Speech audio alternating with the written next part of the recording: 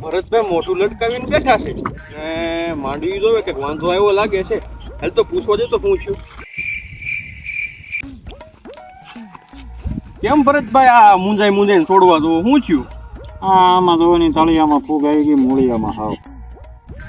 આમાં દવા સાથે થાક્યો છું. તમારી પાસે કાંઈ સોલ્યુશન હોય તો કયો આનું. નકરી ધોળી ફૂગ છે આમાં.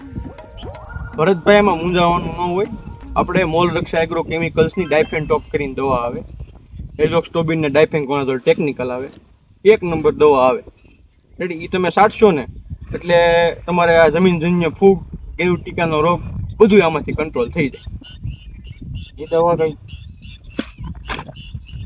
મોલ રક્ષા એગ્રો કેમિકલ્સની ડાયફેનટોપ.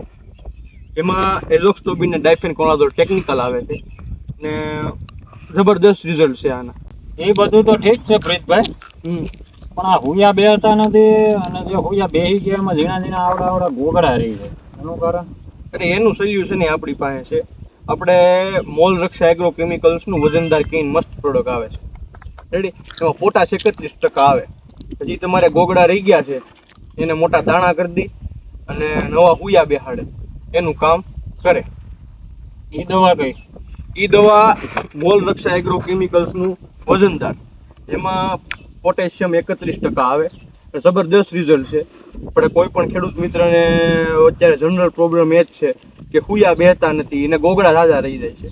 તો એમાં આપણે મોલ રક્ષા એગ્રો કેમિકલ્સનું વજનદાર એનો છંટકાવ કર્યો હોય તો હુયા પણ ભરપૂર માત્રામાં બેહાડે છે અને જે પણ ગોગડા રહી જાય છે એ ગોગડા પણ રહેતા નથી.